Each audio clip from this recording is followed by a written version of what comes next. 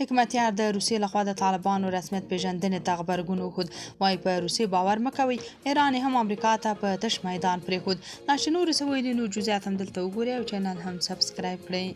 د حزب اسلامي مشر ګلبدین حکمتیار په مسکو کې د اسلامي امارت د سفیر منل سیاسي مانور یا سیاسي قمار تر عنوان لاندې یوه مقاله کې لیکلي، تر هغه چې افغانستان کې د ملت د اکثریت په ارادي او پیاوړي شورایي سیستم یو حکومت نه وي رامنځته شوی، پر افغانستان به بهرنۍ لوبې روانې وي.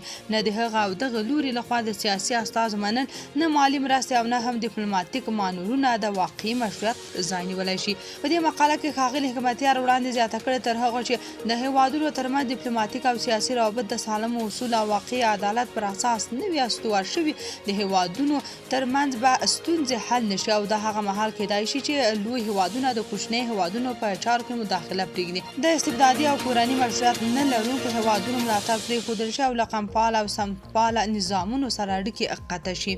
وړاندې ګلبدین حکمتیار زیاته کړې، د هیوادونو ترمنځ ډیپلوماتیک روابط او سیاسي تعاملات د خپلو اهدافو او رقابتونو پر اساس دي او دې ته نه کتل کېږي چې د تعامل طرف د خپل ملت استازیتوب کولی شي او که نه څه سوابق او مشخصات لري.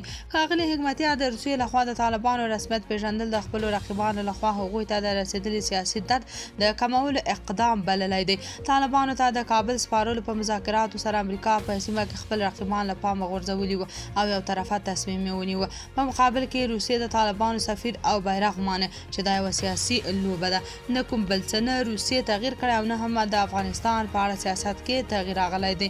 مقاله کې وړاندې لیکل شوي په روسیې ملاتړ یوه اشتباه ده. پر ایران د امریکا او اسرائیلو د بریدونو پر مهال روسیې خپل دغه ملګری یوازې پرېښود او ټوله همکاري یوازې هوایي او د خبرو تر کچې وه.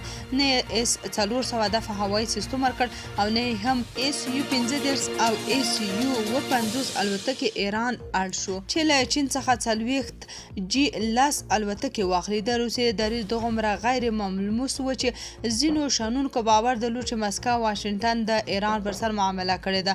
په پای کې حکمتیار لیکلي، روسیه د افغانستان په اړه د خپلو ستراتیژیکو اهدافو پر اساس سیاست پر مخ وړي. تاسو په دې اړه څه نظر لرئ؟ کمنټ کې شریک او چینل هم سبسکرایب کړئ.